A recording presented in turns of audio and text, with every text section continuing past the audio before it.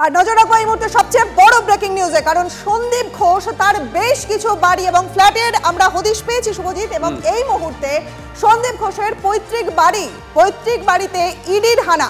CBI এর পর চিনার পার্কের মল্লিক বাগানে সন্দীপের বাড়িতে হানা। বাড়ির চাবি না মেলায় দীর্ঘ 1 ঘন্টা অপেক্ষা করতে হয় তদন্তকারী আধিকারিকদের। কথা বলবো আমাদের প্রতিনিধি রঞ্জিত রয়েছেন আমাদের সঙ্গে। রঞ্জিত, বিস্তারিত কি জানা যাচ্ছে, কেন আজ সকাল সকাল চিনার পার্কের বাড়িতে হানা ইডির? UEM Jaipur is a perfect target for prospective students aspiring for good jobs, good education with future-ready skills.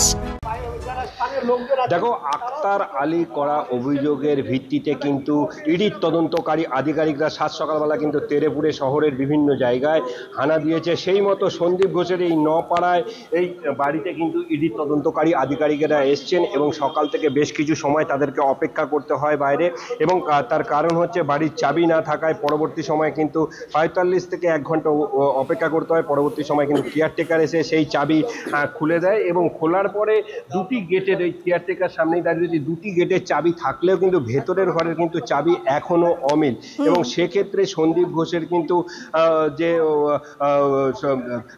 যে শালক আছে, শালকের স্ত্রীকে কিন্তু ডাকানো হয়েছে। তিনি কিন্তু এই মুহূর্তে ভেতরে রয়েছেন এবং সমস্ত কিছু জিজ্ঞাসাবাদ করছে ভেতরের চাবি খোলার জন্য, অর্থাৎ ভেতরের যে ঘরগুলো রয়েছে সেই ঘরের কিন্তু চাবি খোলার জন্য এই মুহূর্তে কিন্তু তল্লাশি অভিযান করছেন ইডির তদন্তকারী আধিকারিকরা। 4 সদস্যের তদন্তকারী আধিকারিক কেন্দ্রীয় বাহিনী নিয়ে এসছেন, এবং এই মুহূর্তে তোমাকে একটু দেখাবার চেষ্টা করি যে এই হচ্ছে সন্দীপ ঘোষের বাড়ি, এবং এই সন্দীপ ঘোষের বাড়ির এই যে সদর দরজা এখনো কিন্তু তুমি দেখতে পাচ্ছ যে তালা মারা, এবং ভেতরে কেন্দ্রীয় বাহিনী রয়েছে, এবং কেন্দ্রীয় বাহিনীর যারা কেন্দ্রীয় বাহিনী এবং কেন্দ্রীয় তদন্তকারী সংস্থার যে তদন্তকারী আধিকারিকেরা রয়েছে তারা কিন্তু ইতিমধ্যেই কিন্তু একযোগে তদন্ত অভিযান সংগঠিত করছে, এবং মূলত বেশ কিছু বিষয় কিন্তু তারা এই সন্দীপ ঘোষের যে দুর্নীতি রয়েছে, অর্থাৎ আর্থিক দুর্নীতি এবং অনিয়ম বেনিয়মভাবে বিভিন্ন আক্তার আলীর করার অভিযোগ, অর্থাৎ সেই অভিযোগগুলো, অর্থাৎ বিভিন্ন ভেন্ডারকে সুবিধা পাইয়ে দেওয়ার অভিযোগ, এবং যে মরদেহ অন্যত্র পাচার করে সেই অভিযোগ রয়েছে। একেবারে রঞ্জিত, একাধিক অভিযোগ রয়েছে সন্দীপ ঘোষের বিরুদ্ধে। পাশাপাশি সেখানকার স্থানীয় বাসিন্দারা কি বলছেন কেয়ারটেকার শোনাবো। আচ্ছা, তুমি চাবি নিয়ে আসলে? হ্যাঁ, দিয়ে দিয়েছো। এতক্ষণ দাঁড়াতে হলো কেন? ওই ঘরে বসেছিল। না বলছি এতক্ষণ চাবি কোথায় ছিল? চাবি আমার কাছে ছিল, আমি তো আমার তো শুধু গেটের চাবি, হ্যাঁ, আর এই ঘরের চাবি, আর আমার কাছে চাবি নেই। দীর্ঘক্ষণ ধরে তো ইডির আধিকারিক দেখলাম যে ওই একটা চাবি টাঙানো ছিল, তাও দিয়ে দিয়েছি। তুমি কোথায় থাকো? আমি এই গলিতে থাকি। তুমি কি কতদিন ধরে কাজ করো এখানে? আমি মোটামুটি ওর বাবা মা যখন বেড়াতে যায় 5 দিন 6 দিন করে, তখন আমি এখানে সন্দীপ ঘোষ আসতে যেত না। আমি বলি একবার ওই যখন দুর্গাপুজো হয় তখন আমি দেখি, তাছাড়া আমি দেখি। সকাল সকাল অ্যাকশনে ইডি, টালায় সন্দীপ ঘনিষ্ঠ চন্দন লোহের ফ্ল্যাটে ইডি হানা। কেন্দ্রীয় বাহিনী নিয়ে ইডি তল্লাশি। এর আগে চন্দন লোহের টালা ফ্ল্যাটে হানা দিয়েছিল সিবিআই টিম, আর এবার ইডি। তার বিরুদ্ধে মূল অভিযোগটা কি, কোথা থেকে উঠে আসে তার নাম, পুরোটাই জানবো। সুপ্রিয় রয়েছেন স্পট থেকে আমাদের সহকর্মী।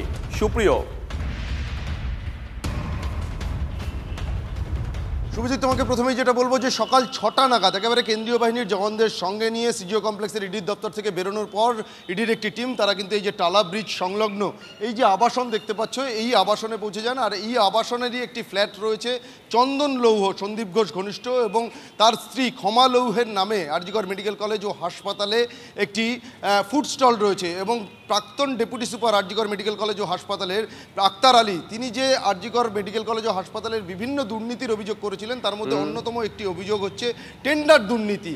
আর সিবিআই এর পর ইডির তদন্তকারীরা তারা যখন এই আর্থিক দুর্নীতির তদন্ত শুরু করেছেন, সেই তদন্তে এবার এই চন্দন লৌহ এবং ক্ষমা লৌহ তাদের দুজনকে জিজ্ঞাসাবাদ করার জন্য ইডির আধিকারিকরা তারা পৌঁছে গেছেন এই টালা ব্রিজ সংলগ্ন চন্দন লৌহের এই ফ্ল্যাটে। জিজ্ঞাসাবাদ চলছে, বিভিন্ন নথিপত্র তারা খতিয়ে দেখছেন, এবং কিছু সময় আগেই আমরা শুভজিৎ যেটা দেখলাম যে চন্দন লৌহের ছেলে, তাকে সঙ্গে নিয়ে ইডির যারা আধিকারিকরা রয়েছেন তারা বাইরে বেরিয়ে আসেন, এবং একটি জেরক্সের দোকানে গিয়ে বেশ কিছু নথিপত্র সেখানে জেরক্স করানো হয়। অর্থাৎ ইতিমধ্যেই যে তদন্তকারীরা বেশ কিছু নথিপত্র হাতে পেয়েছেন তা বলার অপেক্ষা রাখে না, এবং তদন্তকারীরা মূলত যে বিষয়টা দেখছেন, এই যে আর্থিক দুর্নীতি বা টেন্ডার দুর্নীতি, কিভাবে এই ফুড স্টলের টেন্ডার চন্দন লৌহ পেয়েছিল, তার কারণ ইতিপূর্বে আমরা যেটা জানতে পেরেছিলাম, সিবিআই যখন প্রথম এই তদন্ত শুরু করে তারা যে এফআইআর করেছিল সেখানে সন্দীপ ঘোষ ছাড়াও এই ক্ষমা লৌহের নাম ছিল। অর্থাৎ এই ফুড স্টলের টেন্ডার পাওয়ার ক্ষেত্রে কিভাবে দুর্নীতি হয়েছিল, দুর্নীতির সঙ্গে কারা কারা যুক্ত রয়েছেন, এবং ইডির আধিকারিকরা যেটা দেখছেন যে এই টেন্ডার পাওয়ার ক্ষেত্রে এই স্টল যে তারা পেয়েছিলেন সেক্ষেত্রে কোনো আর্থিক লেনদেন হয়েছিল কিনা বেআইনিভাবে, যদি হয়ে থাকে সেটা কত টাকার লেনদেন হয়েছিল এবং সেই টাকা কে পেয়েছিলেন। সন্দীপ ঘোষ কি এই টেন্ডার পাইয়ে দেওয়ার জন্য কোনোভাবে আর্থিকভাবে লাভবান হয়েছিলেন?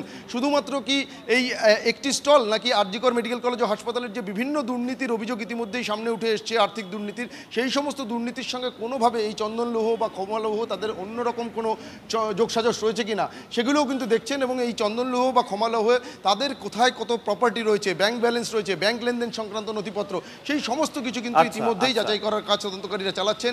ইতিমধ্যেই প্রায় 3 ঘন্টারও বেশি সময় অতিক্রান্ত হয়ে গেছে, তল্লাশি অভিযান চলছে, জিজ্ঞাসাবাদ চলছে, আর তার মধ্যে দিয়েই কিন্তু এই সমস্ত দুর্নীতির নেপথ্যে ঠিক কী কারণ রয়েছে, কিভাবে তারা টেন্ডার পেয়েছিলেন, এই ফুড স্টল কিভাবে হয়েছিল, পুরোটাই খতিয়ে দেখার চেষ্টা করছেন ইডি আধিকারিকরা। নজর থাকবে, নজর রাখো।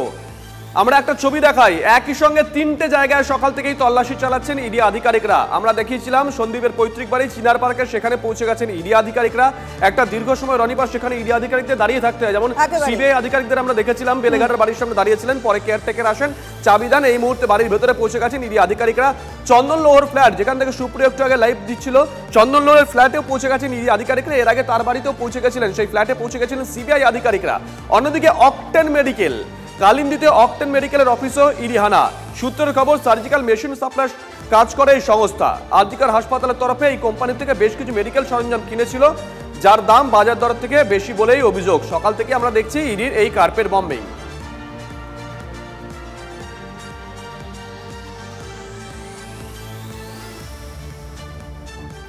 দেখেছি যে লোক আসা যাওয়া হতো, রাত্রে তো 2-3টে পার্টি হতো এখানে। হ্যাঁ, ওই জিজ্ঞাসা করুন দাদাকে, 2-3টে, সবাই অশান্তি। এখানে অফিস এলাকার মধ্যে আমরা খুব চেঁচামেচি, আর আমার এখানে তো গাড়িতে 6 লাখ করে রাখতো। ওই যে ওখানে মাঝখানে লাল গাড়িটা আছে, 2-3 রকমের গাড়ি, ওনার গাড়ি মানে ভর্তি গাড়ি। খুব বেশি দিন হয়নি, 2 থেকে 2.5 বছরের মতো এখানে অফিস। অ্যাকচুয়ালি তো এটা রেসিডেন্সিয়াল জায়গা, এখানটা একটা অফিস খুলে দিয়েছে। কিভাবে চলে সেটা কি করে বলবো, ভাড়া দিয়েছিলেন, যার বাড়ি ছিল সেদিন ভাড়া দিয়েছিল, লোকজন থাকতো, সবসময় থাকতো তো লোকজন। এটা কি যিনি ওনার তারই অফিস না ভাড়া দেওয়া? ভাড়া দেওয়া ছিল। মালিককে? বাড়ির মালিক নিতিন দা বলে একজন আছেন এখানে, উনি ওই পাশে ফ্ল্যাটে থাকে, অন্য ফ্ল্যাটে থাকেন। কত বছর ধরে ভাড়া রয়েছে? বছর 2 তো হবে প্রায়। কালিন্দী হাউজিং এস্টেটের C28 অকটেন মেডিকেলের অফিস, সেখানে ইডির হানা। আরজিকর মেডিকেল কলেজ এই অকটেন মেডিকেলের থেকে বেশ কিছু সরঞ্জাম তারা কিনেছিল করোনাকালে, এমনটাই সূত্র মারফত জানা যাচ্ছে। এবং সেই যে লেনদেন হয়েছে, সেই যে মেশিন কেনা হয়েছে, সেই মেশিনের যে দাম ছিল সেই দাম বাজার দর থেকে অনেক বেশি দামে আরজিকর মেডিকেল কলেজ কেনে বলে সূত্র মারফত জানা যাচ্ছে। এবং সেই সংক্রান্ত বিষয়ে তদন্ত করতে গিয়ে ইডি অফিসাররা এই অকটেন মেডিকেলের অফিসে হানা দিয়েছেন এবং ইতিমধ্যেই তারা ভিতরে গিয়ে সমস্ত কাগজপত্র খতিয়ে দেখা শুরু করেছেন। এবং শুধুমাত্র এই অকটেন মেডিকেলে নয়, একসঙ্গে বেশ কয়েকটি জায়গায় আজ সকালে ইডি এই আরজিকর মেডিকেলের দুর্নীতি মামলায় হানা দিয়েছে। এখন প্রায় আধ ঘন্টার বেশি সময় অতিক্রান্ত হয়ে গেছে। ইডি অফিসাররা ভিতরে এই তদন্ত শুরু করেছেন এবং ভিতরে যে সমস্ত কাগজ রয়েছে সেই কাগজ তারা একেবারে খতিয়ে দেখা শুরু করেছেন। ক্যামেরায় অমিতের সঙ্গে আব্দুল আজিজ, TV9 বাংলা, কলকাতা।